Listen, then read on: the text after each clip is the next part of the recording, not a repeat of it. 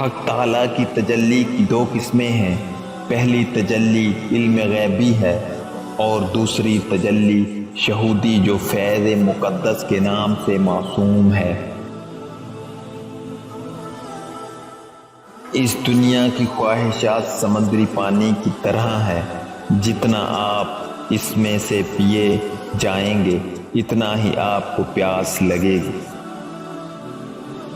رسول اللہ صلی اللہ علیہ وسلم اسی چیز کا حکم کرتا ہے جس کی وحی اس کو کی جائے، اس کے سوا ان کے پاس کوئی حکم نہیں ہوتا۔ پوشیدہ دنیا کی چیزیں مجھے حقیقی زندگی سے زیادہ اپنی طرف راغب کرتی ہیں۔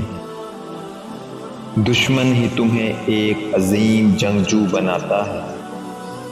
آپ خدا کو جانے بغیر اپنے انسان ہونے کے راز تک نہیں پہنچ سکتے۔ معرفت کے مقامات کے حصول تبھی ممکن ہے جب قلب کو تمام آلودگیوں سے پاک کر دیا جائے۔ رحمت دو قسم کی ہے، اول امتناعی، دوم وجوبی۔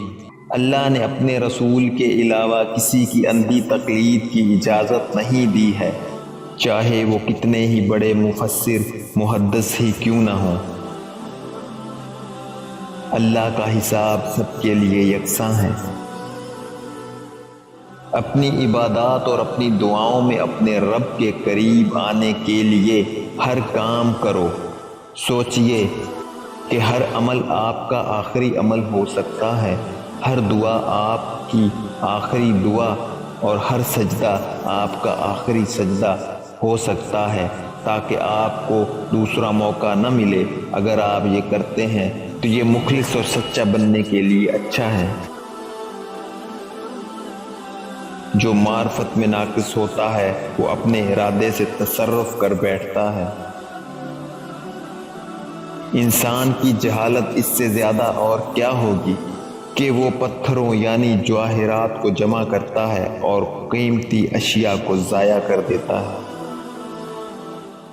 اگر آپ کا دل ایمان کے نور سے منور ہے تو یہ آپ کو سچ کی راہ لازمی دکھائے گا۔